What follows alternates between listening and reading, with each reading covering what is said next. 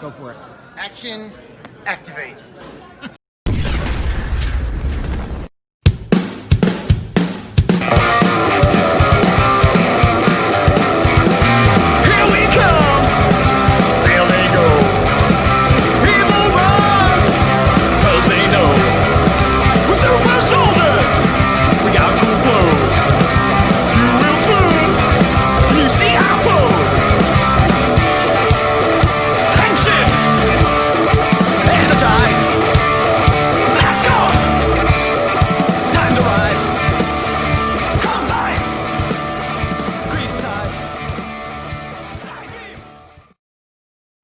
Oh, yes, it's that time. What time? Gazbot time. Who's Gazbot? Me. Why am I here? Action activate. But with me, as always, is... Big Dawg Defender and our guest once again, Mr. Baboo himself, Steve Andreno. How's it going, man? Going great. Glad to be back. Glad to finish talking about the wedding episodes. You know, we did one a couple weeks ago, and now we're ready to finish up. We're going to plow through 2 and 3? I think we can do it. I think we can do it. I think so, well, too. Do you want to catch us up on where we're at for those that maybe don't remember? Sure thing. So, episode 1 of The Wedding. And just as a reminder, this is when they were filming the Power Rangers movie in Australia. So they decided they needed to do some more monster footage, and they decided to bring Rita back due to the fact there were some complaints, issues with maybe the show being considered too violent / Zed being too scary. So they brought Rita back to kind of soften them up a little bit. So that was part 1. She comes back. She gets Finster to bring her back to regular size and make her look younger, and make a love potion to give to Zed while he was in his rejuvenation chamber state, so he would fall in love with Rita. And this is where we're at. Of course, I'm sorry, there's something about the Rangers there too, being trapped in a theater where their powers weren't working, something like that. It definitely shows where your interest lies in these shows. Like everything happening in the castle, you're up on it, but down on Earth, whatever. It's well, that's true. And speaking of the castle or house, it's unclear if it's a haunted house, it's a castle, it's whatever it is. That is where the Rangers are trapped, and that is where we start the next episode, which I'll put up the screen here, The Wedding Part 2. And they don't have any of their powers, even though he has Saba. Saba doesn't seem to work. They can't call their Zords, and there's a whole bunch of retro villains from earlier in the season series that have come back sort of to haunt them as a wedding gift, sort of. So yeah, I was very excited to get back into this one after the cliffhanger from last episode, and I thought it was funny that well, Billy, I'm trying to remember here. Billy had the idea of like, let's fight him one-on-one. Like we'll kill time, fight him one-on-one. And I'm kind of jumping ahead, but well, you know what? I'll wait till later. I was gonna make an observation, but it's way later. So Big Dog, why don't you say something? Because I'm tripping all over myself here. So when it comes to them fighting, obviously they were overwhelmed with the monsters coming in last episode. They decided to get a little more space so they could fight. Now that they know that they don't have the option of flying away, fight or flight, they do choose to engage, and each ranger kind of fights one of the monsters. I had a theory that I totally forgot to look up of if the monsters that they fight correspond with the Micro Machines villains. I can look up. I'll look up later when we're wrapping up more stuff, just so I can look while you guys chat more. But yeah, definitely some cool stuff. Even though they don't have any of their weapons or some. Actually, in this episode, they have no weapons or auxiliary powers. But in the next episode, we see some things that didn't make sense to me. Well, see, now you're also jumping ahead, which is okay. You were thinking of this, right? I don't know what that is. That's your elbow, I guess. Are you Hulk Hogan? Are you gonna drop the elbow? I'm punching downward. Oh yes. Okay. Well, you and I both want to talk about things that haven't happened yet. So let's throw to Steve. Steve, go for it. They go back to the command center. What's going on here? What's going on here? Oh, that's right. We've got Alpha 5 who has been corrupted. And him having some paint shop, Photoshop fun with Zord. Yes. My only disappointment with that, I was glad it was still like that, but I was hoping that as it progressed, he'd keep getting more stuff. Like, and here's the hat, and here's a clown nose, and like I wanted to just keep going. But really, where Steve, his interest and expertise lies is on the moon and back at the palace. And what is going on here?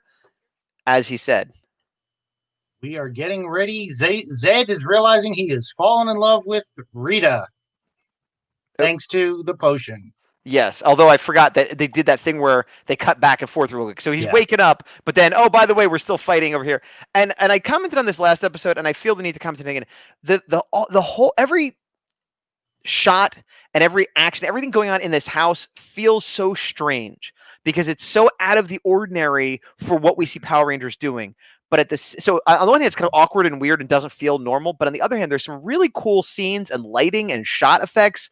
And just, yeah, she's fighting him like on this balcony and kind of, I don't know, it struck me as like, that's really an interesting way to do that. So it's this weird mix of awkward and kind of awesome at the same time is the way I felt every time they went to the house.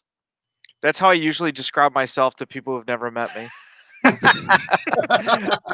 Oh man, you're not that awesome. Anyway, well played. But one thing that I found interesting with these fights is I have a lot of bias from reading the comics a lot lately, but the White Ranger powers are like a good level up of like strength versus everybody else. And it's funny that Tommy in this instance is only fighting one monster when I feel like in the past, even in the like Masked Rider crossover, they give him kind of more prevalent people to fight where everybody else fights like the putties or something else. So it's funny that everybody was so even playing field with this footage. Maybe because they're powered down. They're like, they have the bare minimum. Like, I feel like if the actors weren't in Australia, like the civilian actors, they would have been civilians. I think the only reason they were still but I took it as like the only power they have is to just barely be morphed. And if that's true, maybe they're all at like the same base level. Maybe. I mean, I'm explaining it after the fact. No, makes sense. Or just a plot hole. Yeah. But that's our job, is to make the plot holes make sense. It's true. Keep on keeping on. We got 2 episodes, man. All right. So now we cut back, and this is Zed really waking up. And I know this because of the lightning effect in the background that you actually are a huge fan of. Your favorite prop. You know what's funny is I do hate that prop, but throughout these are kind of the 2 episodes are kind of blending together me. But throughout there was so much great set design and so much great lighting and so many cool props, and like I really found myself enjoying a lot of the shots of the monster stuff specifically. And then every now and then that thing would fall into frame and be like, oh, you're right. Like it took you out of the element of like, oh, I'm escaping. You're like, oh, practical effects. Yes. But what I did like is right here, the actress Carla Perez says like, oh, Zeddy, we're gonna be in love or whatever. And then she looks at the camera, she's like, like she like looks right at us, which doesn't happen that often. And it had to be on purpose, right? I mean, yeah, no, that was a pretty good. That's definitely a fourth wall break intentionally. Right, but I feel because they wouldn't, like, the director or whoever would like reshoot it if they accidentally clean the camera, right, Steve? Correct. Yeah, if they didn't like the way it looked, again, when we're shooting these scenes, we're not one take and moving on. We'll try things a couple of times. We try a couple of different ways of even blocking them sometimes. Mm-hmm. So anytime you see something on camera, 95% of the time it's because that's what they wanted. Once in a blue moon, it might be that, well, maybe not the action we wanted, but the other shot, there was a problem in the background or something we didn't see when we took it. The lighting was off and they have to use the shot. But something like that, I would assume, was definitely intended to be that way. Well, good, because I enjoyed it. And then, and hey, finally, who do we get? Squat and Baboo. Look at this, the fresh-faced little blue man over here. So this is through the window with no glass, picture frame, mirror frame. I don't know what it was supposed to be. I think it's supposed to be a window, but I guess, but a window to another room, or are you supposed to be outside? It's a castle. It's a secret corridor. Let's just go with that for everything. Not very secret. I like that, except it's not very secret because Rita was in it last episode, and you guys are in it right now. And then later on, we see Goldar and Finster. Like, everybody uses it. Yeah, everyone uses it who's been around there. We don't just slide into the room and pop up like Rita did last time. That's true. But so this was your first appearance in the story so far, and do you remember even like what they told you? Just look through this window, or do they actually give you motivation and stuff? No, that was just you're peeking through the window, and again, I've got the script to say the lines, and this one I think was just Rita's back, and that was it. Yeah, that was all we had to say for this one. Right. Okay, so you're finally appeared, and then Goldar comes in, and you guys were kind of like neutral to happy. Yeah, we were happy.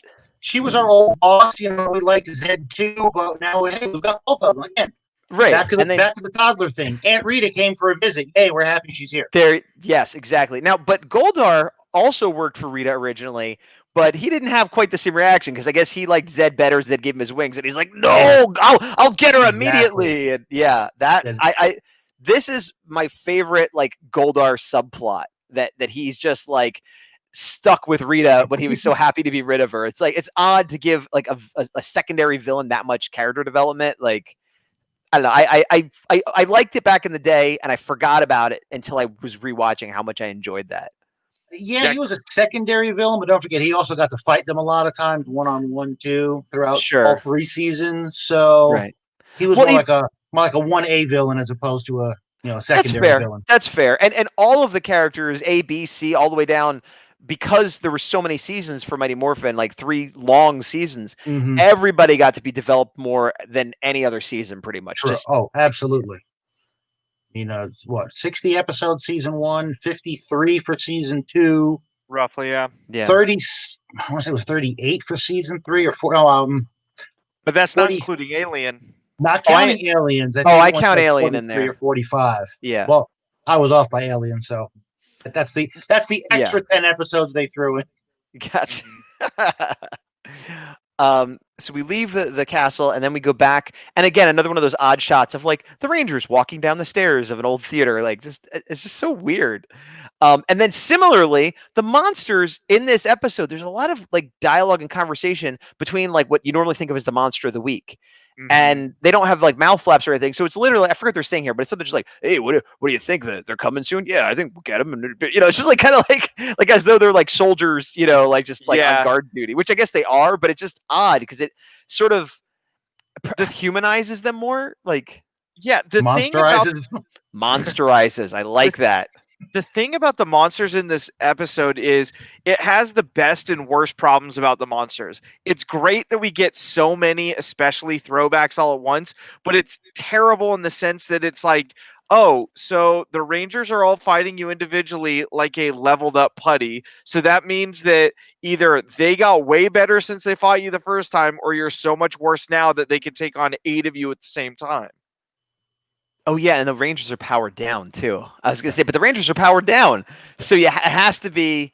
I'm going to say, you're absolutely right, but I'm trying to make it make sense. I'm going to say the Rangers' powers are powered down, but they're all way more experienced fighters and soldiers, so that... And they're using strategy. They're not trying to win these fights. They're just trying to survive and get away. And the monsters are, like, reincarnated, brought back the second time. So maybe it's like a copy of a copy, like they're not as good this time. My only thing I could think of that would make sense is the same drawbacks the Rangers have of not having their additional powers these monsters have, where they don't do the weird, like, MacGuffin-y things they did in each episode. That's true, because spoilers, at the end of like the 3rd episode, they do use all kinds of crazy powers. Yeah. All right, fair enough. Just to confirm, while you're on the one shot of Big Dog, I double checked my sides. They had the set listed as interior abandoned theater. Nice. Oh, okay. So it was a theater. It is an abandoned theater, which is why I mentioned it before when you said you said house or whatever, and I said theater. You just actually copied. You said theater. And I was thinking that you were saying that the set was a theater because it does look like a theater, but I didn't. But you were saying that no, that's actually what it's supposed to be as well. Yes. Gotcha. Well done, sir. You have facts aplenty. What I'm here for. I thought it was for your good looks. Well, okay, that was a given. Oh, I'm sorry. How foolish of me. Okay, so the Rangers walk around. Another, what I just thought was a cool shot. Like, I don't know. Like, so it's, I'm glad I don't know who this was, because otherwise it would seem like I'm fanboying for that person or whatever. Yeah. But just somebody had the camera and like just kept making interesting choices, that they didn't have to make. And again, I think this goes back to the fact that we didn't have the Rangers there. We didn't. Right. There were mostly everybody was in Australia filming, so there was a lot more freedom. We didn't have as much of a crunch to get it. It's got to be done by this time. And yes, there was still a crunch, certainly, and they were filming, scenes in Australia to go with this. But I think it was a lot more. We can do a little bit more what we want with it. We can take a little more time.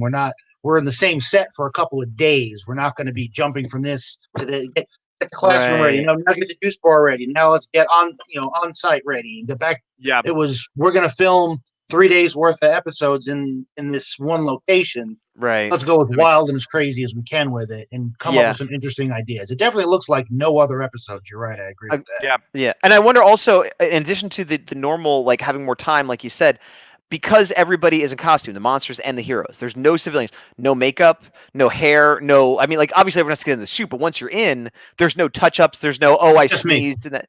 What's that? Just me. Well, no, but I'm talking about in the house, Oh yeah, which you never went into. in that location. No, it was just Yeah. put the helmets on and put the heads Right. on and go. Yeah, somebody blinks, somebody makes a funny face under the helmet, nobody's gonna know. So yeah. And Cool. again, even though there were lines to be delivered, those were all going to get dubbed over anyway. So yes, Yeah. Right. monsters So theoretically had to say them, and some of the fight scenes they might not have at all, and just had them standing there and decided what to say later. and if somebody flubbed the line, it doesn't matter. You Exactly. just mute over it. Really, Yeah. that's a really good point. Okay, so we cut back to the palace on the moon, and Rita is just so evil. She's stepping on the half-alive monsters that are just barely formed on the floor. And then we have another interesting thing, because at this point we've introduced Carla as the new face of Rita, but some of these shots, like this one, I really think was Zoo Ranger or Zoo 2 This is footage. Zoo Ranger, 100%. And it's Yes. but it's odd because like they had Finster and they had Carla as Rita and they had this set, so it's I don't know why they wouldn't just shoot it, because then they cut to her, so they kind of filmed the scene and intercut it with stock, and it was just I don't know why they would do that. It just seemed like an odd choice. The set was not exactly the same as it was for Zeo Ranger, and I think it's just we've got the footage, let's use it, and then let's kind of splice in where we need to, because it's not exactly the same. Right? Again, Yeah, fair enough. They went to And the it's trouble all- of making Rita younger and coming up with a reason for it, so I think they Right. kind of wanted to make it as true as possible. Right, and again, as a kid, or even if you're watching it casually, you probably wouldn't notice. But because I'm analyzing it, I'm like, oh, Yeah. it's very. So then we cut back to Alpha, who's looking on the viewing globe, evil Alpha, and he's like, "Oh yeah, I forgot about Bulk and Skull. Let me mess with them for some reason." And I wonder, like, and Bulk and Skull are about to steal as well, because They're going with to this- take all their stuff. Yeah, when the Rangers were sent to excuse me. were transported to the theater, they dropped their bags, and then Bulk and Skull decided to head off with them. Right. So this is clearly when Bulk and Skull were still on, like, in their journey, we're still more on the evil side, because they're ready to steal. Not just steal, because if they just found bags, hey, somebody lost their bags, but they knew it was the Rangers' bags, and so For yeah. whatever reason, they're like, oh, these are too neat and tidy. This is definitely from people who give back. These are from volunteers who go to Switzerland just to, help the cause. They give up Or being what- superheroes to go Yeah. and be in a peace conference. Yeah, I was going to say it wasn't Switzerland, but it was somewhere like that, right? I couldn't remember where. I just knew it was a peace conference that was not in America. Yeah, they talk about it in the comics that I just read, but I definitely forgot. Well, Alpha decides to mess with them by transporting them. They're in Australia, but to the real Outback or the real Down Under. He says something like that, and in the process, for some reason, gives them like sort of authentic outfits, but they're like Down- Hulk and Skullified. Like, I'm down with it. I love it. no, Oh, absolutely. I love it, but I like that Evil Alpha went to the trouble of like, and let me give them clothing that's appropriate, but also still fits their personalities. I think because, in continuity, you could see Alpha messing with Zordon, where it's like, I guess I'm just going to like make everybody how I think they should look. And Yeah, that's true. It kind of adds the insult to injury, I think, of like dropping them in the wilderness and being like, all right, I prepped you. Now you're really in for it. And then they have their encounters, as we see. Yes. Well, I also will say that I did like there was a throwaway line. I don't know if it was Bulk or Skull, but they're like, "How did we get here? Where did these clothes come from?" And again, I love that stuff. It's just a throwaway line, but it's the characters acknowledging that they've changed clothes. So Yep. whatever reason it happened behind the scenes, it makes perfect sense now. Yep. Mm-hmm. And then the encounter you're speaking of is they see a kangaroo, a cute little kangaroo, and their response is, "Ah!" And what's interesting, then they have these shots of kangaroos, which are obviously stock footage, Yeah. and they're not near the Mhm. actors. But then the actors are like, this is Skull. Emus. Yeah, but they're in like, thank you for, I didn't know what these birds are called, emus, but they're in some sort of enclosure with a whole bunch of them. So they're at Yeah. some kind of zoo or preserve. And I'm not sure, are we supposed to, are the kids of the 90s supposed to kind of think the emus are the kangaroos if you look real quick, or we're supposed to assume they're both there or what. But it was like, look, it's kangaroos, but we're with emus. Look, there's kangaroos, but we're with emus. And I was like, are they trying to fool us? I couldn't tell. No, I think it was just something of like trying to show that they were in the wilderness and there's all these animals everywhere. And one thing I liked from a like behind the scenes kind of thing that I was picking up on is it's very clear they were not allowed to touch the birds. So even when they chase them Yeah. in some kind of like or deer in the headlights, they like try to move around so they're not Right. actually Yeah. like catching up to them. And I'm it's gonna like, get "Run, you. run, run." Ooh, okay. So that part was pretty funny. Very true. But more importantly, back to the moon base. And This the is lightning disc of evil. yeah, but this is an example of what I'm talking about. Like not in the house, but like the monster, the palace, like the smoke and the backlighting and the way the frame is composed and like all the like Zeo crystal looking things. I can still see the lightning thing a little, and that bothers me. But just it's a really cool set. It's just really put together. And that's not the kind of stuff I notice all the time. So Yeah. like the fact that I'm like that looks really nice. Like it looks like a photo, you know, like it looks like a poster. It's just put together so well. And especially for a set that outside of these episodes was never got used again. Yeah, it's why it's so they could have just rearranged something and used it. I don't know. But it's really nice. Do you know why they only ever used it once? Because it was a MacGuffin to get the excuse to get the love potion into him. I mean, there was no ever talk about him having to rejuvenate until this episode. Right. I mean that yeah, that's true. But I would think that they would say like, oh well, it's Finster's operating table. When Goldar gets hurt, put it on there. Or when we brainwash somebody, put them on there. Just find some use once they've built it. But I guess they had lots of money. They didn't have to reusing stuff. Don't forget, by this point, they were printing money.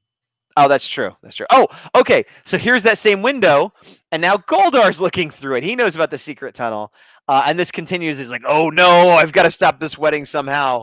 And I found his cause very compelling. I was very sympathetic to Goldar in this episode. And that storyline did continue for most of pretty much all the rest of the season. Yeah, but I knew that, but for some reason it's just one of those things that I didn't remember when I thought about those seasons, like because it wasn't the main point of those seasons. But then but I do enjoy it. And then we cut back. No, so they had a line in the theater, something about like, well, let's keep them busy, tire them out, whatever, and then let's look for that secret staircase that we saw before. And then they go down the secret staircase, and it leads to the bottom where there's like a tunnel under the theater that they could get out of. Cave, kind of. Yeah, and okay, fine. But again, what a cool shot. Just light pouring in, and then they show up. It's like, it's almost like they're escaping the magic of the place, which isn't what they said, but it's like, I don't know, just very cool. And then, of course, we cut back to Finster looking at the window. The same window. Yeah. I really like the idea now. I was against it at first, but I like the idea that it's a secret passage, but it's just a very poorly kept secret passage. Like everyone knows about it except for Zed, because they've been at the castle for so long. It's like, oh, look it over here, and he's just like, and he's like, I'll set up my here the whole time. Like, you don't know about the passage. And like, had he known, he wouldn't have set up his secret rejuvenation. Like, I need to be alone, and like they're all like, "Oh, next to the window, we all know about." Like off screen, that's where he goes and like monologues to himself, and just everybody's just like, he is mad today. Yes. So Rita's like, "Hey, they got away. Why don't you go make them all big?" And he's like, "That's an amazing idea." And he just throws a bunch of bombs down. And I was trying to remember. Usually the monster is like defeated and he kind of blows them up, right? Like I'm trying to, because like here they're like catching them and like spiking them, like that's not normal, right? That's like unusual, right? No, I don't recall them ever catching them before this episode, or really. Yeah, they definitely did not, from my recollection either. Yeah, same. Okay, so it's not just me. So, but then they grow big, but we cut back to the command center where Alpha 5 has said, you know what, Zordon, you're turned off completely. So Zordon's out of the picture. So it's looking bad because like the Rangers are like, well, maybe we can get back to the command center, get some help. Well, Zordon's gone. So what are you going to do? Meanwhile, the two monsters have now gotten big, but the Rangers have got their powers back. So of course they're going to call the Megazord, which is now the Thunder Zord, and they come running in. And then Tommy calls the Tiger Zord. I don't know why I took these shots. Oh, and he talks to Saba and he's like, turning into warrior mode or whatever. I don't know did you meet or did you know Tony Oliver at all, Steve? No, Okay, but you know the don't name. You know him. recall. Do you know I him? know the name. I know he was Okay. the voice of Saba. I know he He, did some other stuff. he was one I of the don't recall off producers the top as of my head. well. Okay. Which surprised. I originally knew him because I'm older and I used to watch Robotech when I was really little, and he was the American Okay. voice of Rick Hunter, and he's done some other stuff too, but that was like a big deal. Like he's the voice of Rick Hunter, and I watched Power Rangers, saw Saba, and didn't know that was him. Years later at a Comic-Con, now I don't know how long it was now, 5 years ago, 10 years ago. In the last 10 years, I was at a Comic-Con, and I went to a Robotech panel, and he was there. And somewhere in the Robotech panel, it was brought up. They're like, "Oh, you were one of the producers of Power Rangers because he had experience of bringing Japanese properties over, so he was involved." And like, I don't know what his role actually was, but his name's in the credits of most of these episodes as a producer. And I do recall that his name was the inspiration for Tommy Oliver. Oh, okay, there you go. His name was the inspiration for bringing in Green Ranger. Well, there you go. That's awesome. That's another connection. So yeah, he's the voice of Saba, but I didn't know any of that. And then when they're talking about this, and it was like, I don't remember if I asked or somebody else, but it was like, "Oh, did you do any voices on Power Rangers?" Like, "Oh," he's like, "Yeah, it was Saba." And it's like, "Oh," like, so it's just this cool thing of like, I didn't even realize I already liked this voice actor that did another voice I already liked. It was like putting the pieces together.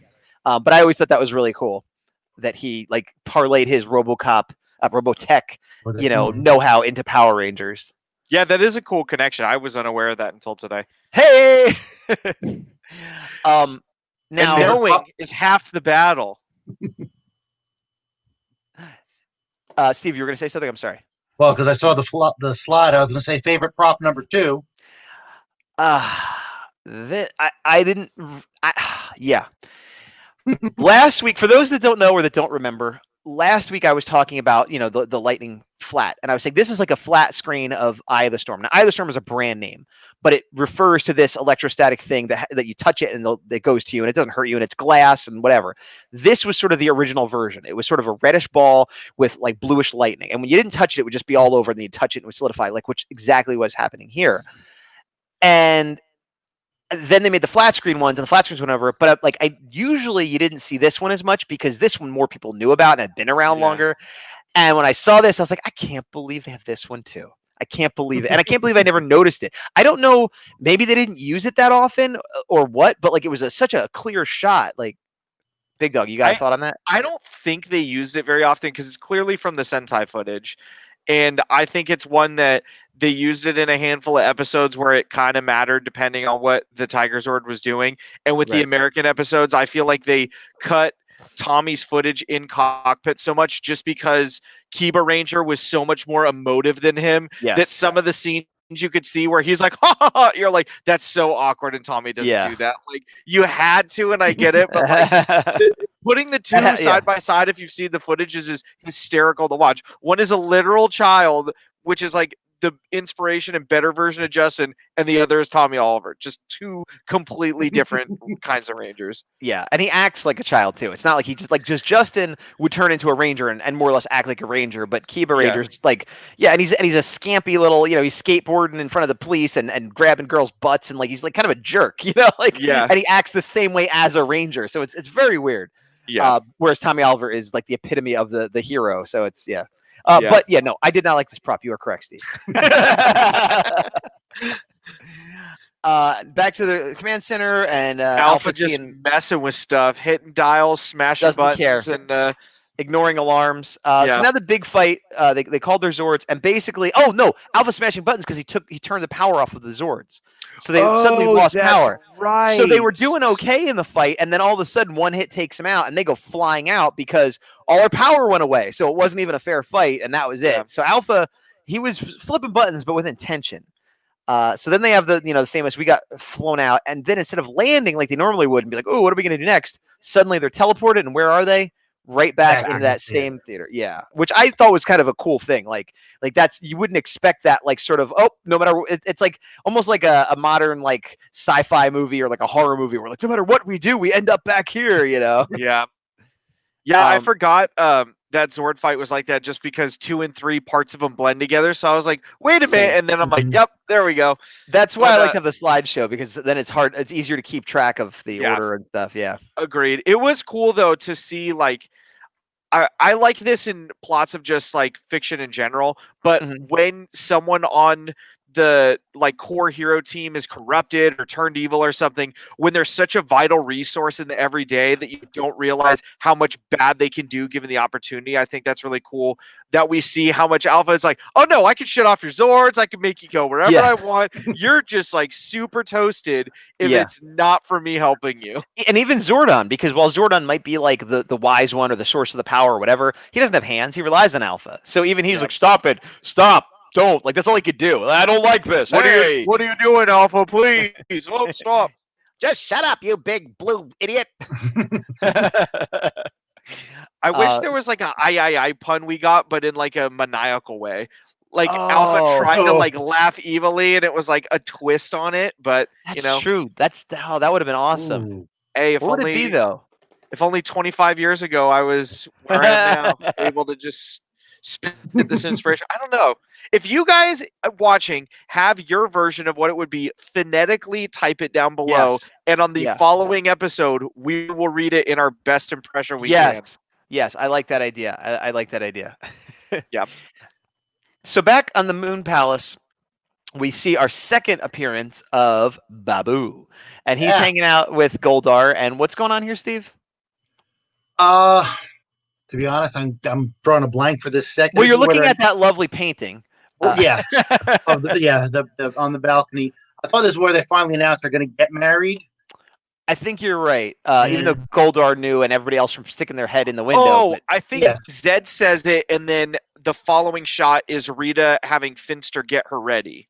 that is true. Okay. Yeah, okay, that's true. Good So call. the way they did that, then my favorite line, I don't remember if it came here or came after she was ready, but I'm pretty sure it came here. Again, looking at just the one slide, it's hard to kind of I remember. don't remember you having a line here, but Okay, then I might be because it was misremembering. so when Squat and I were together, and I don't see Squat in this shot. No, he wasn't. Later on. Okay, so we'll hold on that then. She's getting ready, and then then we cut back, and another one of those weird. They're all sitting on the stairs. It looks like a parody almost, like an album cover of like Rangers, but not powerful. You know, if this had better lighting, I could easily see this as like a Power Rangers PSA that they used to put. But like for a movie theater, like when you go to the movies, if you see something awry, know where the fire exits are. Hey, would you steal a car? Would you steal a book? Well, then don't steal movies. Piracy is wrong. And be sure to turn off your cell phones. Yeah. Or if you have any pagers or beepers, get them out of here, because the only thing that's powered up is this action this summer in Mighty Morphin Power Rangers, the movie. Trademarks of On Brands. Alternatively, it could be a group of cosplayers that are like waiting for the movie to start. Yeah. And the one guy's like, "Oh, my mom." Just not Billy right there, and they're like, "What? It wasn't you?" Like, no, go to Spirit Halloween stores where you could get your. So then we cut back here, and again, awesome stuff going on. We got more background putty extras than we normally have. We got this cool lighting. We got so much smoke, more than we like. I just feel like they did everything they normally do, but just more. Like okay, we're gonna. Oh, sorry. Yeah. Go for it. No, go ahead. I was gonna say, I love how Goldar just like is so like he's like, I'm so frustrated. Casually eats an eyeball. Yeah. Yes, the line had to have occurred earlier, if I'm thinking it, because they've already getting everything set up for the wedding. Well, let's when go it was back. first announced that they were doing the wedding. Okay, then that would be here then. So what was the line then? The line was, "And I can be the monkey of dishonor." Yes. Oh, you know what? It wasn't here. I think it was back when you were looking through the window. It might have, you're right. Yeah. No, you're right. It wasn't. Squat said he was going to be the flower beast, and I said, "No, I can be the monkey." Yes. That's what it was. So it was actually announced then that they were doing and getting married. That's yes. right. Okay. Yeah, that was a funny line. But so yes, good call that it did come earlier. And that's your favorite line of all of Power Rangers? Well, just because it was so, I can be the monkey of dishonor, obviously being a play on the maid of honor. Squat says he was going to be the flower beast, but then later on, when their ceremony is actually happening, Squat says he's something else, Oh, okay. not Flower Beast. Well, let's see what that incongruity is. is. Oh, Rita says that she wants Finster to make all the monsters bring gifts because she likes gifts, which I thought was a weird thing. Not that she's selfish or greedy, but like the monsters were just created. They don't have money, resources, ability. Like, where are they getting presidents? Neither did children, and yet. Yeah, but children, their parents, so I guess Finster made a bunch of presents to give to them, but he said, I'll turn their generosity all the way up. So, but if he's giving it to, I don't know, it was just a weird. They're also monsters. They could go steal them. But they wouldn't have had time, and they're under like this strict rule. If they just showed up on Earth, like Zed and Rita would flip out. No, they definitely. They kids would never have this thought. It makes perfect sense, Gazbot. It does not There's nothing in the way of this making any sense whatsoever. Moving on. Here's the cake. This. Why did we not get that figure? I was just gonna say this is clearly the Lord Zed figure that you could buy in the 90s with the back button that lights up the chest and the visor. Had it, loved it. And then we have a Rita that is perfectly scaled and looks better than any Rita we've ever gotten, except for the one that literally just came out. Why did we not get this? We got no Rita for years, and then we never got one that looked this good. So because girl toys don't sell in boys' markets, Gaz. This is 95. No, Trini and Kimberly. No, this is 95, Gaz. It's a different time. Trini and Kimberly and Aisha and those their figures all sold. No, it's a different time, Gaz. You don't know. Also, what there were doing. some female monsters that sold. No, they didn't make a Scorpina though, so you're right about that. So evil females don't sell, is what you're saying. There you go. Which is crazy. Scorpina, I still want a Scorpina figure with that. Cool I do armor. too, but I'm just trying to play devil's advocate for the time, Gaz. All right. Well, why? Oh, fine. Hey, and here's the other thing. On the reverse side of it, and then we're moving on so we don't get sidetracked too much. They only made girl Barbie dolls. They never made the boy versions to go with them. That's not true. Ken. No, I'm talking about the Power Rangers Barbie dolls. Oh, that's true. Which is weird because I'm sure there would have been boys and girls that would love a 12-inch figure of all the Rangers, as proven by. Yeah, I was going to say, can you imagine now what that would do if, like, those were available for all time and it's like, oh, I only collect Migos and the Barbie Power Rangers. For the vintage soft goods collector. Right. Well, I was more alluding to the fact that some people, there's a third-party company that makes Barbie hot toys style Power Rangers that have calling them Barbie is insulting. I said hot toys style. They're large and they have fabric goods. Yes. Okay. And they exist now. Most people don't have them in their hands, but they're like quite expensive, and they've been doing well. Female and male alike is my point. You okay? You got a bug in your eye there? Yeah, I thought a bee flew into my glasses, and I hope it didn't. But Grumblebee? No, it went in your mouth. Yeah, Grumblebee. Jeez, whew.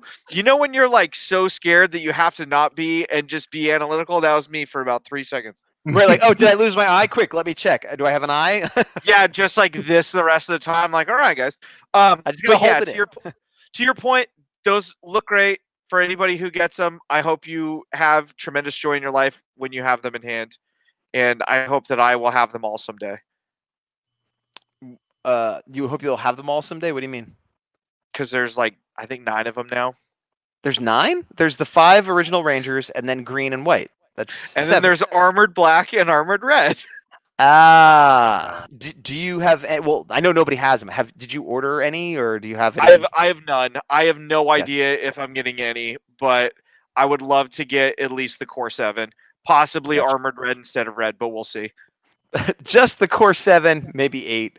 But not all 9. That would be crazy. No, I'm saying if I were to get it, I would prefer having armored red than the plain red. Like I would get rid of one. That is so you. That is so. I know you. it is. It makes really me nuts. Is. It is, but it's so the opposite of me. Because I would always want the regular version. Like the power up, okay, fine, maybe, but I want the regular version first. You know what I mean? Like I want Batman before I get armored Batman.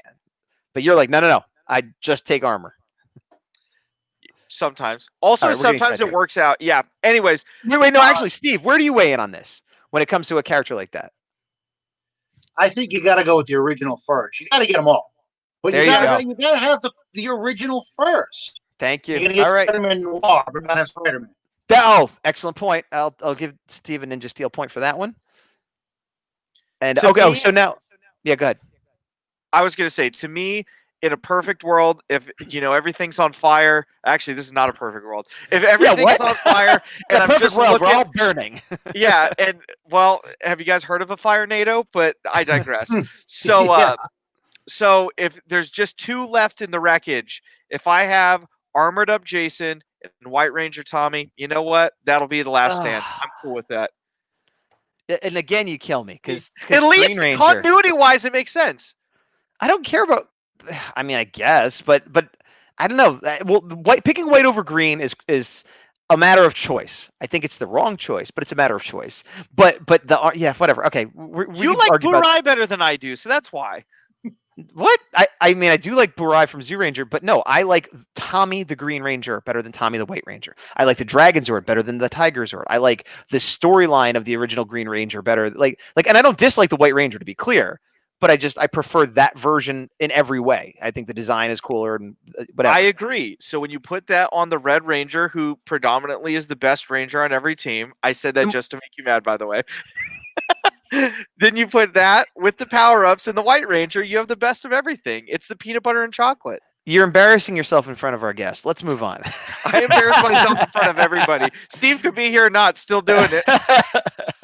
But anyway, so we got Pecker and we got Rhino Blaster. I don't.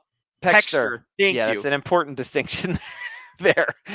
So they're standing guard duty. All the other monsters are at the wedding, but the Rangers are still worried. Now, I forget if it's at the end of this episode or the beginning of the next one, but Tommy, they're all like worried. How are we going to get out of here? We just got sent back. We still have our powers. And Tommy says something along the lines of, "Don't worry, guys. We could always get through this. Remember, there's strength in numbers." But probably this one.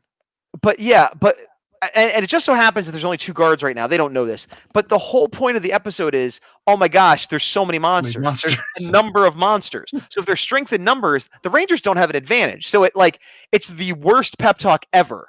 It's like, say, don't worry, guys. There's strength when you're a monster. Like, what? Did I mention that the Mighty Morphin Power Rangers, the movie, is coming out this summer? Yeah, so to be continued. This is the end of 2. Now we're heading into 3, the wedding part 3, and we start once again with Evil Alpha and his machinations. I think he's just I don't even know what he's talking about here, but I grabbed our Rangers. Okay, so here's Baboo and Squat, and we're back at the castle. And what is going on here now, Steve? Okay, this is the wedding procession. Okay. Now somewhere in here, and I've got to go through my scripts again.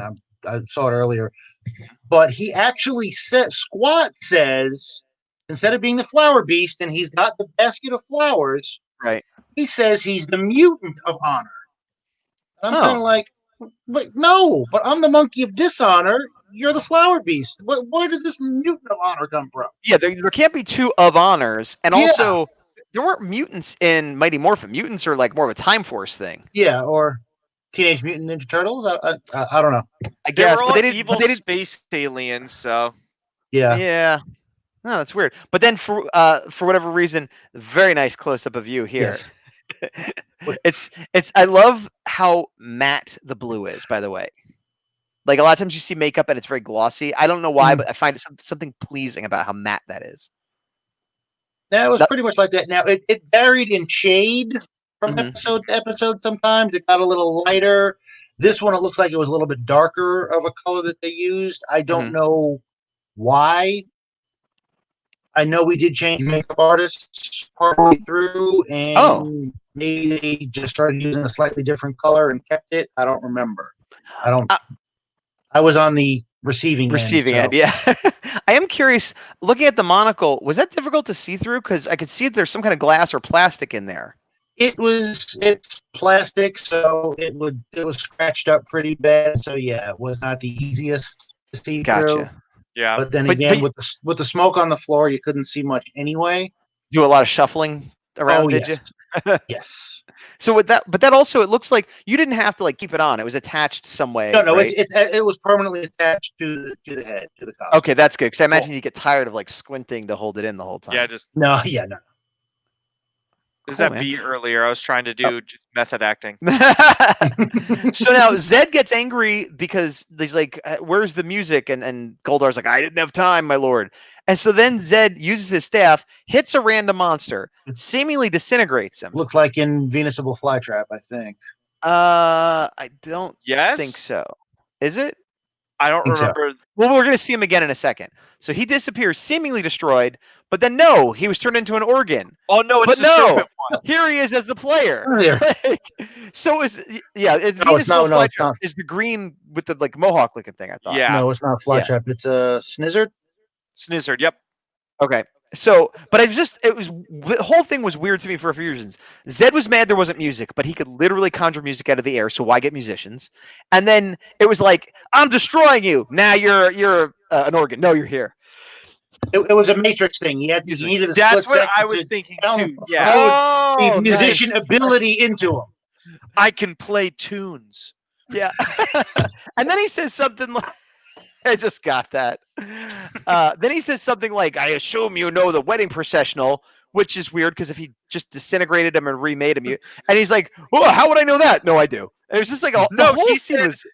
He said, I actually remember this line specifically. He's like, I know a few notes, but I can fake it. And then starts playing and says like, yes, music to my ears or something like that. So I had it in my note. I totally forgot. Two things from last episode. One is when Zed was waking up and falling in love with Rita. There was a musical cue there, and it was the Zed theme. The dun dun dun. I can't remember how it goes. Dun dun dun dun dun dun dun. Yes, but it was that, but on like a little music box. Like it was like ding ding ding ding ding ding. Like because it was supposed to be like light and nice and romantic, but it was still the evil march. I thought that was very cool. And the other thing is there was a line that Tommy said. Tommy had a lot of really bad lines.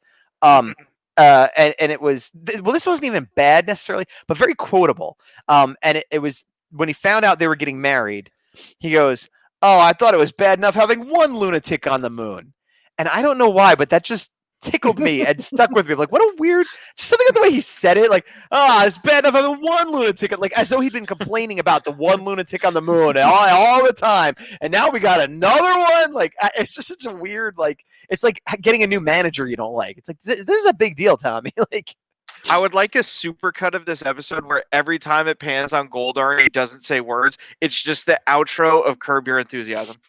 Yeah. That would be fantastic. Because I remember in a couple frames we're gonna get there, but at one point it's literally they just pan on Goldar and he just goes like this. Yeah. For like 5 seconds. It's amazing. I do it. Somebody do it. So then we get a shot of Zed, and I always say this. I love when the putties are like powered down. I was gonna say I love just seeing him chilling. You're like, that's so awkward looking. And somebody's standing there just, all right, don't move.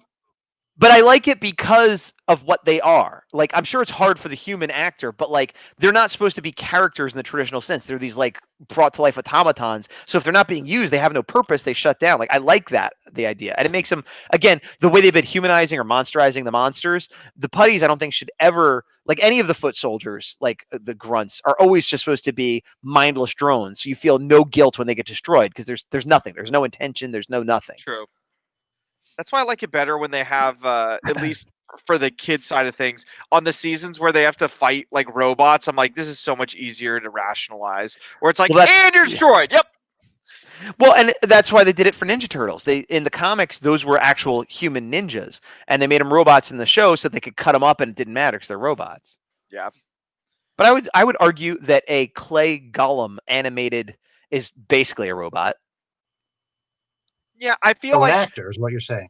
Yes. Yeah. I feel like from a parent's perspective, I mean, you guys would know better than me, obviously, but I feel like it's easier to like see a bot that's like and like sparking and stuff than like a humanoid that is an actor in a suit. A child would say, yeah, but the bots, like the cogs, were still actors in suits. Yeah. You think a child is going to go, oh, that's a robot, but this weird monster putty thing, that's a human? As a child who watched cogs and thought of them as machines, yes, I did think that. What did you think of putties as, though? As people? As humans? No, as monsters that freaked me out when I saw them at the live show and I left immediately. True story. So, yeah. Oh, poor scarred for life Big Dog. When he was just a little pup. Poor little Big Dog. Poor little Big That's Dog. So Yeah, good. not to be confused by Little Dog, who's an actual person on our show. Right. So the wedding processional's coming in. You can see a little Baboo action in the back there. Mm-hmm. They're walking in, and then there's a nice shot of the two of you. Always And cry at weddings. I was gonna say, yeah. Were you both crying? Yeah, I guess you Yes. both were, huh? Yes, we were. I like too that like because you've got this big like you couldn't literally you're just like as a monster like like, that's how you wipe your tears. So you had mentioned before that a lot of stuff was cut out of this scene. Is there anything off the top of your head that you remember that's not like not this in here? scene. Right afterwards. Right after Okay. it's done. All right, well let's I know plow on. Gaz has got the slide. I know we're going to talk about it anyway. Okay. So Here's Goldar being unhappy.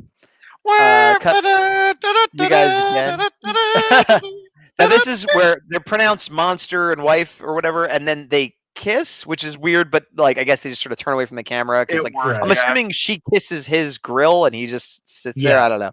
That's my favorite phrase you've ever uttered on this show, by the way. She kisses his grill, I believe. I don't know. Moving on. And then I don't remember. Did you guys say something here, or were you just like a knowing look? I thought it was just more of a knowing look, or getting ready to party. Now we can party kind of thing. Okay. Yeah. Oh yeah. And then the fireworks start. Now the party. Oh, before. Go for it.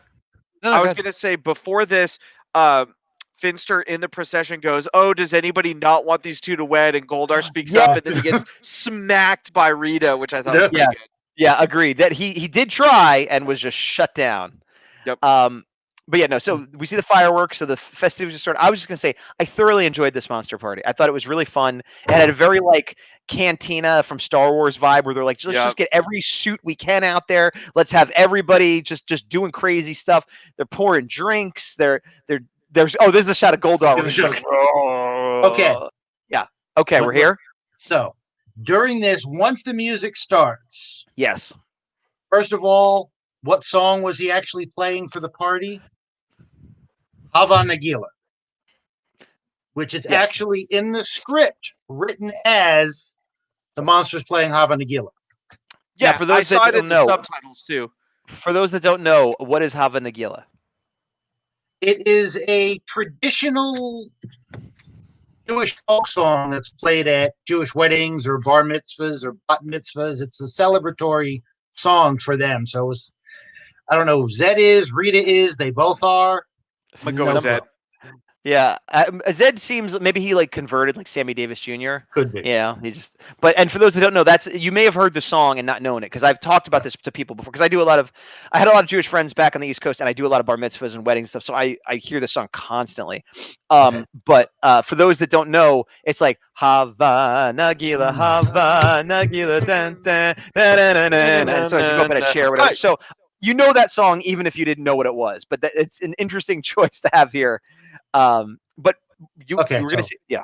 I've got my script, my side. Yes. I'm going to read this to you. Okay, do it. So obviously, interior Lord Zed's chamber, close on the monster playing the organ. Okay. The camera pulls away from the monster slowly. The music is. Oh no! So this is the wrong one. This is us marching up for the step together for the procession. I am so sorry. That's okay. Is there something in there worth telling us? No. That was just you. During the procession, there was one line where I'm telling Squat, step together, step together, step together. Oh, okay.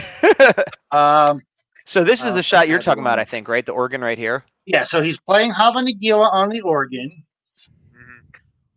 And I just had it, and I had it left open too. So I am supposed to be teaching Squat how to dance to Hava Nagila. Oh, okay. Which is sort of a big circular dance, right? Yeah. Well, as I'm trying to teach him, there it is. Okay, so it's the very beginning of this one. A wild party is in progress. The monster is playing Hava Nagila. Lord Zed, Rita, and some monsters are dancing the hora, which is the traditional. The hora, right? Yeah. Baboo is trying to teach Squat how to dance. 1, 2, 3, 1, 2, 3. Ow! Squat stomps on his foot. Squawk goes, sorry, 213-710-5. Forget this, let's party. Nice. Squawk leaps away and begins to hip hop. He throws himself on the floor and spins. Oh. Baboo trips over him and lands on the buffet table, sliding into a plate of gooey green gelatinous worms. The monsters are eating. They begin to pick the worms off Baboo and stuff them in their mouths. Oh, they're eating off of. In other words, I end up with the worms Yeah. on my face, and they just start picking them off me and eating them. Now, not in the episode. Was that filmed? Yes. So Yes. You did this where you danced, played, got thrown into a thing, slid around, and then you did all that. Yes. And they didn't put it. That's crazy. That's I wonder if, and this goes back to why aren't there deleted scenes? You know, like if it was filmed, put it in a deluxe set, people would buy it, you know? Yeah. Wow, that seems like a lot of work, not just for you, but for everybody to then not use it. Yeah. There's actually even a couple of lines from it. Says Monster 3, Lord Zed sure knows how to throw a shindig. Monster 4, pickled slime slugs, my favorite. So I mean it's all part of the one scene. Right. Yeah. And then it goes back to Finster is trying to pull the giant band-aid off Goldar. Finster ripped the band-aid off of. So I mean a lot of the stuff. I don't think that was in there actually, the band-aid. No, I think that was that from when he got hit in the face. Yeah. Right. Yeah. That's see, I thought you were saying this was stuff that was in like a couple lines got cut or something, or that it was never filmed. But the idea that it was this big, huge stunt, essentially. Wow. Got filmed, never used. Did you ever see it, like in the dailies or something? Like, did you ever get to? Never got to see the dailies. Never saw any of the dailies. Really? I mean, I wouldn't imagine you'd be there every day, but I would think once in a while, just so you know what you're like aiming for. They never really asked us to, and it was more important to get the voiceover actors again to kind of see how we were moving and how we delivered the line for them to match up. Right. I would love to see that someday. Yeah, I mean, there's as I said, I got to go over all my scripts now and find out all the good stuff. Yeah. I mean, from the first episode I filmed, that the scene wasn't in. Now I'm going, all the stuff got cut. My God, what is missing? We could do like a 3-hour Squat and Baboo outtake reel. Seriously. Like you know, 2.5 seasons. Yeah. Aside from the official release that would be cool, you do see behind the scenes footage showing up all the time of people that just had a camcorder on set. So maybe some of that stuff will show up one day, like, oh look, here's the wedding scene, remember that, and just see you getting smashed into a plate or of possibly. I mean, a lot of times people were coming down to set. It was to visit the Rangers, so they came during when they were filming stuff. So like they did a lot of Make-A-Wish Foundation stuff. They had kids coming down. Yes, but I've seen behind the scenes of like the Zords and things like that, where it's just documenting the process stuff. So you never know. Gotcha. If anybody's got Hasbro, if you're listening, as we know, they're always listening. Yes. Love this. So force feeding the RoboGoat. I imagine RoboGoat. I imagine that Zed or Rita said to the putties, "Make sure everyone's having fun and eating and drinking and be merry." And so the putties like, "You have to eat and drink and be merry." Like, filming this. I mean, there's no stage direction for this. It's go out there, dance around, have fun. Right, that's what it looked like because everybody was doing different dances. It seemed, and you've got a dozen monsters there, not counting the putties, none of whom can see very well. Right. So you go to turn, you're already hitting somebody. I likened it to playing bumper cars. It was monster bumper cars, is what these scenes were like. Well, let me ask you this: do they have music playing? Did they have? They had the music playing. Oh, they did. Okay, because I wasn't because I know when they cut it together, they obviously have to overdub it. But I wasn't sure if you're just like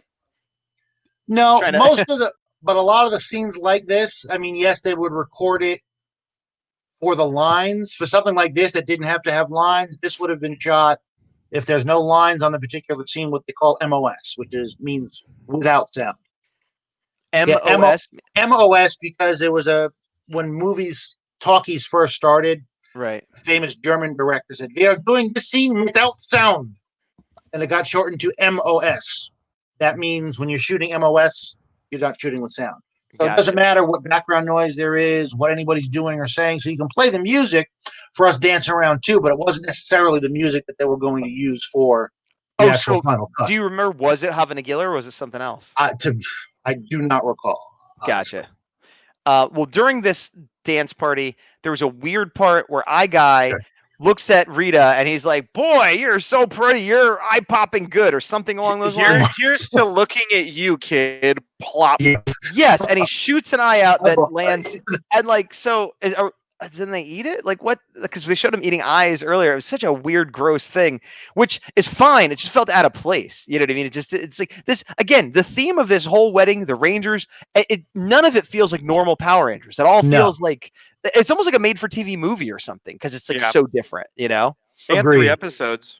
Yeah, but there have been other like 3-parters that still felt like just like higher stakes. You know, but this just So then we cut back. Oh yeah, right. There's stuff going on Earth. We cut back to the theater. Now this, going back to their strength in numbers, for some reason during this fight, we see. Sorry, I'm getting ahead of myself. I couldn't get a really good screen grab of it, but this is a famous meme of the White Ranger kind of like, huh? Like I've seen it all over the internet, and I didn't realize this is where it came from. And going back to what Big Dog, what you were saying about Kiba Ranger from the Sentai. Yeah. Whoever this shoot actor is, or whoever was the choreographer, like somebody made a choice here. And the way the suit actor is playing Tommy, it feels more like the Kiba Ranger. Yes. Like it's very over the top and goofy, and like I didn't dislike it, but it was weird because like I was like, oh well, that's the Sentai footage. I'm like, no, this is all American footage. So why did they do it that way? Steve, tell me. This whole scene made no sense. Go for it. After first season, they brought over a lot of the original stunt actors from the show, what they called Alpha Team. That was called Alpha Team. First season, it was mostly American actors doing the stunts. After season 1, they brought over the original stunt people. So this could be the original Kiba Rangers. So theoretically could be. And that would mean he is doing it exactly correct for the character he did. Interesting. Exactly. Oh, that makes tons of sense. But again, he then like kind of grabs his head and like rubs it in a weird way as like an attack. Yeah, he keeps his like beak down and was like, haha, can't get me. And then just like toys around with the monster that they previously needed both Megazords and the whole team to destroy. And while this fight is going on, we only see the Red Ranger and the White Ranger. There's strength in numbers. The whole team is there. Where's everybody else? What's happening? Didn't make a lot of sense. Searching for the exit. They're keeping the big monsters busy. Everybody they know where the exit is. And the secret staircase. Oh, I'm trying. It says exit right there. That does say exit right there. That's a Ninja Steel point for Big Dog. Wow. Yeah.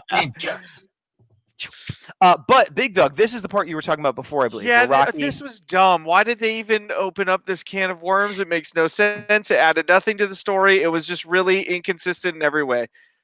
Well, what you're talking about is that Rocky in the middle of the fight for some reason gets a powered up glove, which like fist punch, which you've never seen him do before, and he hits the ground and it's like a seismic slam, and he's like, "Whoa!" He all shook up, and like rings come out, and he's like, "Boo!" and he falls, and then they both get smashed into each other. Now, there's 2 problems with this. One, we've never seen Rocky do this before, or I believe after. No. So it's like, where'd this power come from? But that's the smaller problem, because in a superhero show and a kid show, often things like that happen that are just throwaway powers you never see again. The whole point of where they are is they can't use their powers. They're normal powers, let alone this super punch that he's never had before. So and they don't address it. Again, if there was a line like, well, that was all of my energy, I'm going to demorph in a second. Like, okay, fine. You concentrated into all one big hit and somehow broke the rules. I'll buy it. But they did not explain it at all. Also, to everything you just said, I agree with. If you're going to do that, though, here's how you at least make it look cool, where it is like a Hulk smash kind of punch instead of a boom, boom, boom, boom, boom. Oh, look, seismic activity. It's like, no, you do the up charge, boom. Like it's kinetic energy. Yeah. Even just actually jumping up in the air to come down to something. Anything different than what you did. It just made me marinate with it slower. Well, this will make you feel better. We're leaving here and going back to the moon. And now we're back at the party, and they're heading off. Hey, look, that guy, I know him. And they're heading off, and they're going to go to Earth for their honeymoon, which is basically to destroy the Rangers that have been kept in prison. And this is again like the hubris of the villains. Like several times they could have destroyed the Rangers, but like no, we just gotta kind of keep them ready for when it's time to destroy them. Otherwise they could have won. I love this shot here of just everybody saying goodbye and like just, the typical group shot at the wedding. Of the guests, everybody, I would love it, and I understand for budget and like reasons they can't, but I would love it if the palace just always looked like this, because I feel like that's how it should look. It's just like tons of putties, tons of monsters, everybody running around in chaos. But because of the realities of television, it's usually like one or two of the main cast, and then like a putty, and Well, but think about this though. I mean, this is the throne room that this all took place in, so it had to be moved to. The king sitting on his throne doesn't have all this activity in the throne room. It may be somewhere else in the castle. Sure. Well, I'll give you that it doesn't have to be in the throne room, but usually there's like the throne room and there's Finster's lab. Those are the only, I guess there's like that prison thing that Goldar brings people to, but usually it's just one or two, like you hardly ever see a pile of putties and like 16 monsters. And like, it's usually just like Baboo and Squat and Rita, or, Finster and Goldar or whatever. Like, and again, I understand why not, but I'm enjoying the fact that we got that this episode. So now they're in Serpentera, taking Serpentera out for their honeymoon, and such a great sword. It is a great sword and one of the best toys they've ever made. Yep. And another shot. I love the cockpit and the lighting and the two seats and like all the crazy stuff on top, and like I don't know, it's just so cool. Like I keep saying it, but it just is. But then they immediately cut to this. I love that. Here's the thing. I love the idea of it. I get what they're going for, but it's huge. It's bigger than the ship. Like what? It makes no like I feel like they did it so that they were sure it could be read, but they should have zoomed in more. And then because I like the joke, I don't like the execution. They wanted to keep the full moon in the shot, which made Serpentera smaller, but then they had to make the words bigger to be read. I agree with you. They could have had it showing and just saw like a little red light coming out of the back, and then do a quick zoom in to read that. Because they have shots later that are more close up, but what are you going to do? The reason I loved it, by the way, is because I don't think it's good. But I knew that it would upset you so much more, which is why I got that semblance of, this is terrible. But he's just going to hate it. Like, everything about it. And the juxtaposition of, like, what a well-done shot on a great set. That's really good-looking. Now you know where all the budget went to. Exactly, right? Yeah. But, whatever. But then we go back down to the theater, and now all the Rangers are there. Now, this made no sense. Did he have this power in the original episode? Because I don't remember if he did or not. But the weird head pop off floating around and kind of, it's not even really an attack. It's sort of like, I'm ahead. And then he's like, nothing really happened.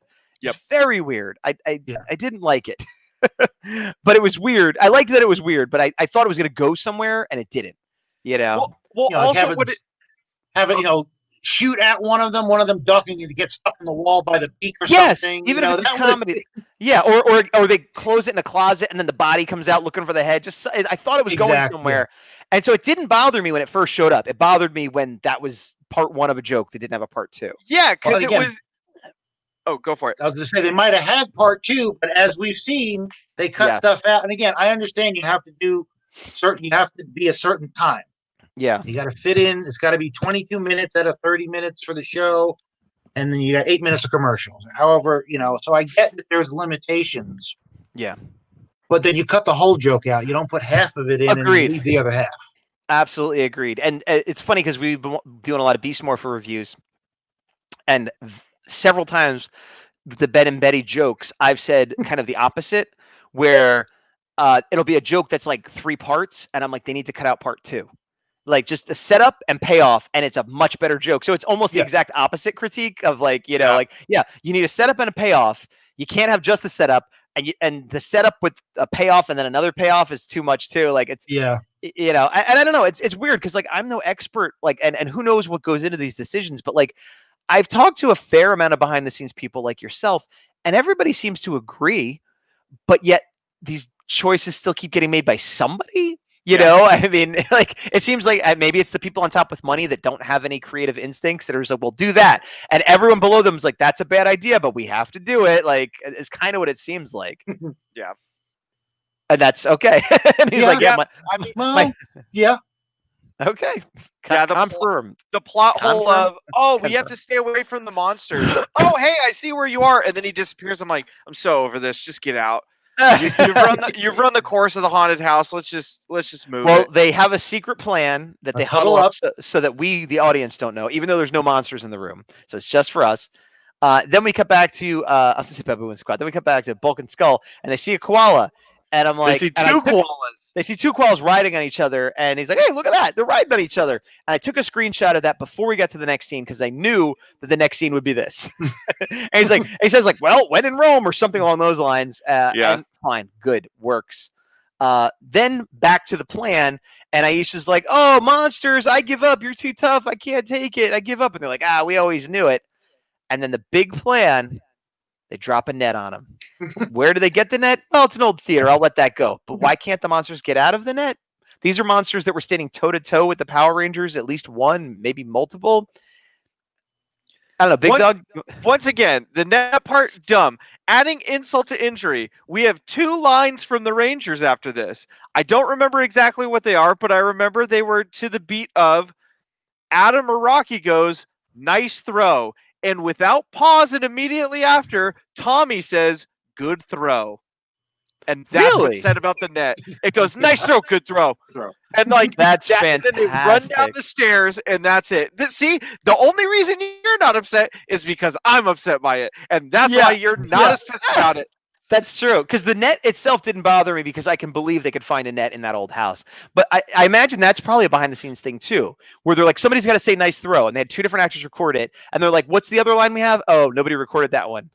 All right, we'll just use both the net lines. Because why? It's probably supposed to be like "nice throw, thanks," but they had both actors do the nice throw. Or it's like a contract thing of like, I need 6% of this episode to be about my character. All right, here's your line. No way. All right, we got to balance it out. No. Listen, what we know about Power Rangers and what we know about Mighty Morphin. Thank you, Steve. Yeah. No. Nobody. No. Well, at least some of my theories are right. I'll take a partial one. Yes, some of your theories are right. None in this exact instance were right at all. But you're very angry, and I like that. So now Zed and Rita are arriving, and they're super happy. They're getting almost to Earth, but then they get a call from Goldar, who's like, they escaped. And so they're very angry. So then they're like, "Goldar, go take care of this." And I love this scene. Where this Goldar's is awesome. Like, yeah, take it. "This is a declaration of war." That was less Goldar, more the evil dude from In Space. What was his name? Dark Spectre? Yeah. Dr. Claw? Yeah. Oh, yeah, you're right. Good call. "Every monster and putty must go to the earth." Something like that. And they're all like, "What? Okay, what?" Goodbye. He's waving. We're still waving goodbye. Yeah, it seems like you're still partying, or like, but I just love the juxtaposition because he's always the most competent and the most like, "I'm a soldier," and everyone else is like, whatever. And like, it's just like, "Come on, troops." And then, literally, Baboo, "Hey, buddy, good job with that speech you did there, pal." We're still having fun. And then here is you got my to stay favorite. up past our bedtime. Yeah, right. That's true. And then once again, they're running around, and it's like, oh no, here's a million monsters that we had to take on as an entire team, just goofing around like Scooby-Doo. Yeah, and all the monsters seem to be like just a little bit slower. Like they're just like coming at them, but they're all like they all got teleported like 10 feet away and can't make up that distance no matter how hard they try. But I do think this is a cool shot of all the monsters chasing all the Rangers. Like that's pretty cool. My hope is that I know this isn't true, but that footage is like a police helicopter, a news helicopter going, "And over here we see the most recent episode of Mighty Morphin Power Rangers has continued filming in Pasadena, California. Right here we see," and just out of context, they're all running. And then somebody just put a camera up to the news and like, "We're going to use this, put something around it so it looks like a cockpit." It's like every YouTube replay where you need some kind of border so you can play an episode and not be copywritten. Yes. But so they do escape every monster ever. and make it back to the command center. And they're like, "Hey, where's Zordon?" And Alpha's like, "I don't know." Never met But- Zordon in my life. Zordon? Who are you? Hey, Zordon. Nope, never heard of him. Sorry. Yeah. I think that is actually literally what he says. Yeah. Like something along those lines. But then Billy, being the techie one, is like, "Hold on a second, this CD shouldn't be in here," and pulls it it's out, presses. Good. I was gonna say it's the anti-Napster ad. Don't steal a CD. Go Oh, to there you Tower go. Records to buy the Mighty Morphin Power Rangers the movie soundtrack. And it has like a clip of the movie where everything looks awesome, and then it cuts to the guy at the shop with like the baggy suit, and he turns his head, and the helmet kind of slides a little bit, and he's like, "That's right, Joe." Like, And somebody's wearing a hoodie who put this in Alpha's back originally just to fit Yep. continuity. yeah, he's got a piercing like in his eyebrow. Yeah. Just looks nefarious. So they fix Alpha, and then Billy fixes Zordon, and they're like, "Oh, thank you, Billy." And everyone's like, "Good job, Billy." But Billy literally was like, "Click," like he just turned it back on. And so then, but now they've made the monsters big again. So here comes Thunder Megazord. Now I was excited for this fight and then disappointed because there's Thunder Megazord, and there's Tiger Zord. And every monster we just saw is going to be large, and I was thinking it was going to be like SmackDown Raw, like Royal Rumble, just like everybody flying in, and clearly what they did was take footage of each monster from their individual episode, all charging in. Here we come, all the monsters. It's a big royale, and then each one gets the finishing move from that episode, and then they're all defeated. First just they like get that. punched, then they get the finishing move. Sure, but it's still The beginning of this fight is run, get punched, fall. Yeah. Fun. I understand, again, they're reusing footage, and it wasn't the point of the episode. The point was the whole wedding and stuff. But I again, haven't seen this in a while, and I forgot. And I was like, this is going to be awesome. Like, I just pictured, like, two monsters grabbing them, and it was like, oh, it wasn't even like, yeah, it was a little disappointing. But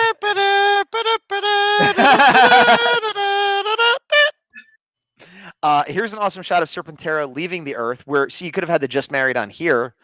Or you could have had Serpentera blast them when they were running in the desert. I mean, there's that. No, Serpentera is running out of power, I think. And also, everybody at the stopped outside, whatever. Yeah, again, it's the hubris of villains, because they could have landed Serpentera, attacked with Serpentera.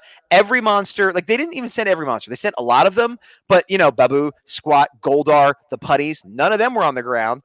Zeta and Red. That's a couple names. Yeah. Rita and Zed, both powerful wizards of some sort, didn't use their powers. Like, they were all right there, and they're like, those 6 monsters couldn't catch him. Let's just leave. So I was like, But this leads to them start fighting. Up till now, they've been in love and happy, and now it's like, you didn't get him, I didn't get him. He's like, you better listen to me. She's like, I'm not going to listen to you. And thus begins the relationship as we know it going forward. Mm-hmm. And then another cool shot of Serpentera going towards the moon. Yep. And then, oh, look, the actors are back. And the bags are still right where they left them. Nobody else came by and picked them In a up. nice, neat pile. Yeah, a perfectly neat pile. And then they see, the good Alpha now is like, oh, by the way, Bulk and Skull, I better send them back. Nice, safe and sound. But of course, he drops them. I do like this, where I love it Skull's too. like, what happened? He's like, nothing happened. Right. Nothing happened. Which is really the best reaction for the two of them. And then it ends on Alpha being like, hey, everybody's okay. And thus ends part 3 of the 3-part wedding episode. Boom. We nitpicked some stuff, but overall, I enjoyed it. I really liked it. I think it was a lot of fun stuff, a lot of different stuff that we don't see all the time. What about you guys? I agree. I think that this 3-parter stacks up fairly high compared to other 3-parters. A, because we don't have very many, and B, just because there were a lot of good, but the things that were quote unquote bad, I think some were obviously fixable, like some of the lines or some of the American only footage, but then like the Zord fight, I'm like, I get it. Like, going in, I knew that's what it was going to be, and it was as good as you could make it if they went, hey, here's all the raw footage, make this fight work. You're like, okay, and then you just splice it together. You were 100% right. I just forgot that that's what it was going to be, and I thought I was going to get something better. You were optimistic, and I was pessimistic/realistic. Steve? It was the most fun episodes probably to film. Really? Because there was so much freedom, at least as in the monster part. But looking at the whole thing, it was such a different take on what they did I wish they had done that a little. Were able to do a little bit more of that Break with the some of the formula. future episodes. Yeah. It was a good result of a difficult situation. They made the best of it by having the actress stuck in Australia still doing the movie. How are we going to fix this? Oh, well, we'll do this. And it worked really well. Yep. I agree. I absolutely agree. Okay, so we're done with the review. We got well, we're like an hour 18. So shockingly, we're running long because the three of us all know how to talk. But before we wrap everything up and run out of time, Steve, you wanted to tell people about something new Yes. that's going on with you. I do have something new. I will put it out on my social media after this, but I wanted you to be the first to know. Ooh. Ooh, yes, yes, yes. I have actually created an Etsy store where you can order up my autographed pictures. If you haven't met me at a con before, and the way things are going, we don't know when the next ones are going to be. Yeah. You can order those online. We'll personalize them, ship them to you. My Etsy store name is Monsters Need Love 2, all written as one word. No spaces. In addition to the 2 autographed pictures I have, I also created a couple of t-shirts with the Monsters Need Love 2, just in a kind of funky script. I ordered one up myself. Unfortunately, it hasn't quite got here yet, or I would have been wearing it today, modeling it for you. Oh, that'd be fantastic. That's what we're looking at for you guys. If anybody's interested in ordering up the t-shirts, this is the start. This is kind of the basics. There is more I want to do with this. And there is one thing I will be adding shortly after we close the episode, because I also have a friend of mine is an artist. I don't know if you guys have heard of him. And he actually did a picture of me, did artwork of me as Baboo, which I will also autograph and send out to you as well. I'll put that listing up. I have one of those. Today. It's great. You do?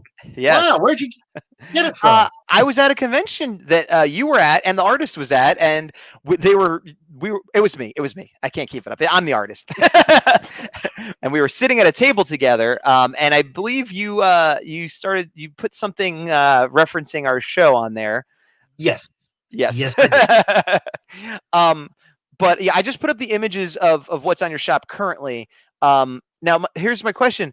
You have I'm gonna put it up again. So you have these photos that it's $20 for the autograph photo. Now, is that you give them the photo and the autograph for $20? Yes. Okay. The 8x10 photos. These are actually photos taken from on set. This isn't, I posed for these somewhere. This was my second day on set in the moon base. The pictures themselves are actually cropped a little bit, where you won't see the PA's hand in that shot, for example. Right. But they're cropped to be done. No one, unless you've met me at a convention and seen the pictures, no one else has these. You can't get these particular photos anywhere else. They're not in a book. They're not anywhere. They're your personal They're not property. online. Right. Nothing. That's awesome. I just wanted to clarify, because sometimes people will sell the photo for X and then the autograph is X or whatever. But no. It's packaged together. You get the whole thing. Yeah, the listing is 8x10 autograph Baboo solo picture or the group picture. So you get the 8x10 photo personalized, and then the artwork will be a little bit more because of the cost of the artwork. But I'll have that up there later today. I'm pretty psyched. I've been waiting for you to open a store for a while, and those shirts are cool. And the shirts are not too expensive either. They're only $15. Usually shirts are more like $20. So I'm trying to be nice. Cool, man. Well, is there anything else you wanted to talk about before we sign off? If I'm allowed to promote another, please, show, if you will. Absolutely. Let me give you one shot here. Okay. I don't have all the details for the whole show, but I've been asked to do another interview later this week. It's a combination of Illuminati and Morphin Network. That's all I'm going to say. I know I'm not the only one doing interviews. I've got one coming up. Sounds like they're having something big coming out over the next couple weeks. Okay. And we'll leave it at that. So little free pub for some other Ranger fans. So check out Illuminati and or Morphin Network to find more details about whatever Steve is doing that he can't be more specific about. I will be checking that out, of course, as well as the Big Dog, I'm sure. Yep. And yeah, no, that's awesome. I'm really glad you were able to come on and do these episodes. Oh, not a problem. It was fun. I was worried we wouldn't be able to do two at once, and it did go over, but it was still not too bad. I think we reined it in as much as we could with the three of us being Yes. big mouths. Very much so. Cool. Big Dog, anything you want to say before we head out here? No, thanks again, Steve, for coming on. It was cool doing a throwback review. I know we had talked about it for a while, and Yeah. you know, especially with the toys being very Mighty Morphin centric lately, and a lot of other stuff. It's cool. Still to no actually- Baboo has, bro. Still no Baboo. Yeah.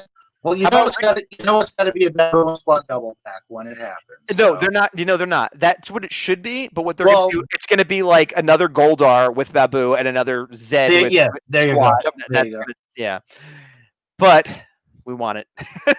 Sorry. Yeah, we'll see eventually when it comes out. And yeah, it was cool to actually watch the show again. I know we talk about the show a lot and a lot of the nostalgia bias, but actually seeing it and being able to keep that nostalgia going in a good way, or being like, oh, that actually was a little different than I remember. It's good to have it here in front of us. So very very fun.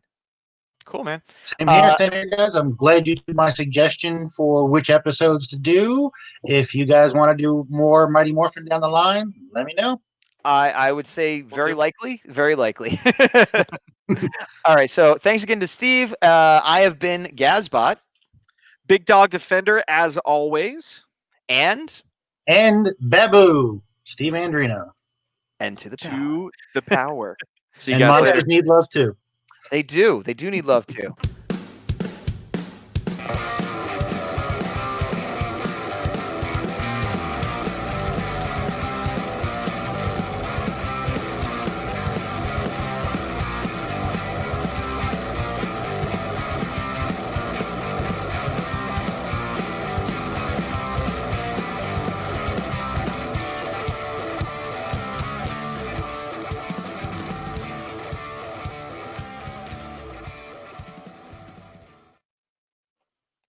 Nice. And